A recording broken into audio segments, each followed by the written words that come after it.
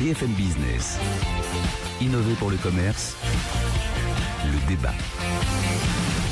Allez, on va parler un peu luxe aujourd'hui. Le marché de l'occasion, de la location et des ventes privées a le vent en poupe. Alors, quelle stratégie peuvent adopter les maisons de luxe face à ça? C'est l'une des questions d'ailleurs qui sera abordée au Salon du Luxe le 19 juin prochain à Paris.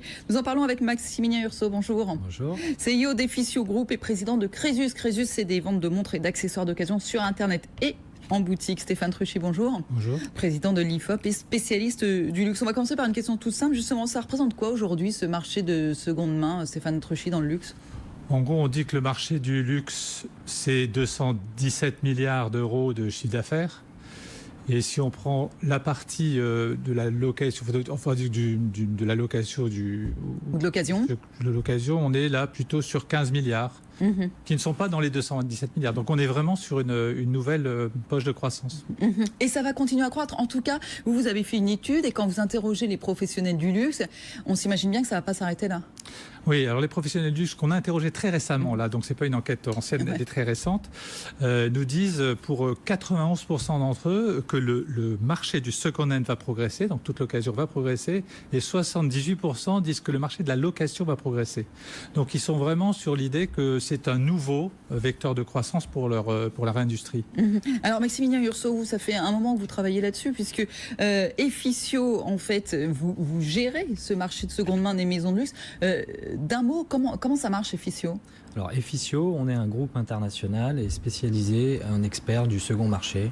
Donc on accompagne des maisons indépendantes, des grands groupes de luxe sur comment revendre. Très concrètement, vous leur achetez ce qui ne s'est pas vendu?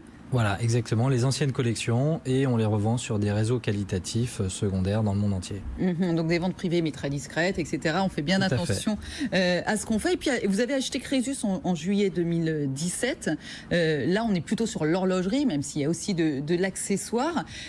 Pourquoi? Parce que vous sentiez bien venir le filon de cette occasion-là? Alors c'est un marché de niche, en effet, l'occasion, qui est en plein essor. Il y a deux aspects. Il y a un aspect qui est la démocratisation.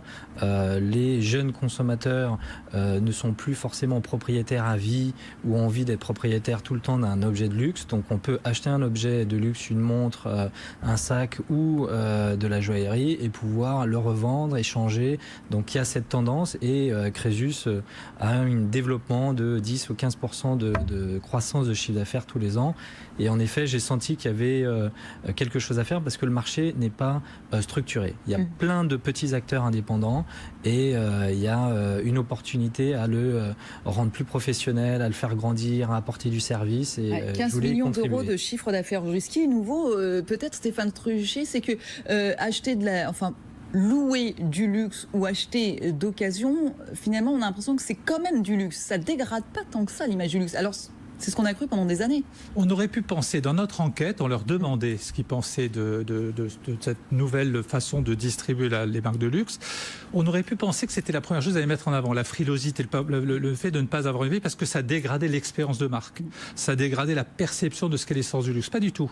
En fait, ils y voient là, alors c'est du déclaratif, je ne dis pas que ça va être aussi simple que ça, mais en tout cas, il y a une évolution. Il y a une évolution de la perception qui dit finalement, c'est une façon de redonner vie au produit. C'est la première chose qui est mise en avant. C'est une façon d'aller conquérir des nouvelles générations, d'avoir de nouveaux accédants au luxe. Parce qu'effectivement, aujourd'hui, un jeune qui a 25 ans, qui est passionné par le luxe, il y en a beaucoup, il a du mal à investir. Et puis, il y a un troisième élément que je trouve intéressant, c'est la capacité que ce nouveau modèle de distribution donne dans l'expression de la créativité du client du luxe. C'est-à-dire qu'on hésite à s'acheter une pièce très différente, très innovante.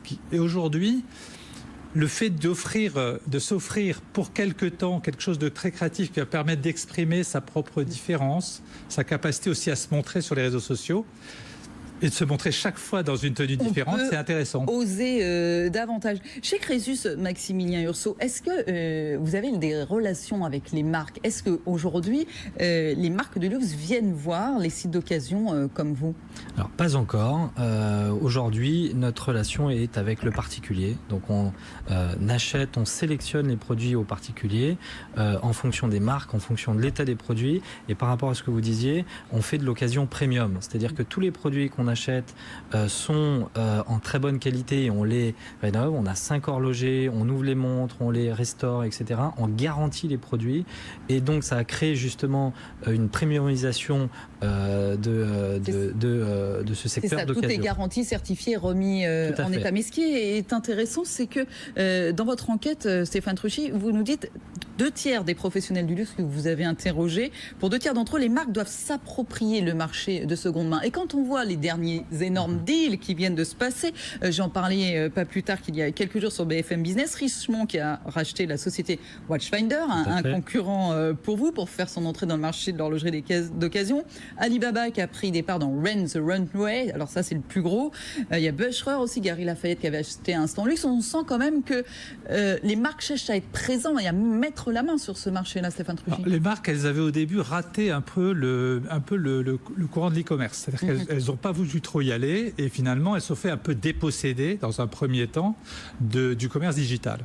Donc elles ont vu à quel point prendre du retard était un élément finalement de l'altération de leur performance économique. Et là, elles se disent, tiens, c'est un nouveau marché, c'est un marché de valeur, puisque finalement on va y trouver des produits. C'est une façon aussi de reprendre la main sur une certaine forme de continuité de la relation avec leurs clients, parce que c'est vrai qu'acheter des produits de luxe, c'est pas toutes les semaines. Donc un client va en boutique de luxe 2-3 fois par an, pour les gros clients plus souvent, mais en général, et là, ces nouveaux modèles de distribution sont des modèles qui créent finalement un lien beaucoup plus continu avec les clients. Donc il y a beaucoup de vertus à ce réseau, à des vertus de business, mais aussi des vertus de relation client que les marques ont envie de s'approprier. Et François-Henri Pinault, le patron de Kering, donc je crois que c'est 17 marques de luxe, avait parlé, effectivement, ils sont en train de réfléchir à une question d'abonnement, et c'est vraiment la vertu principale.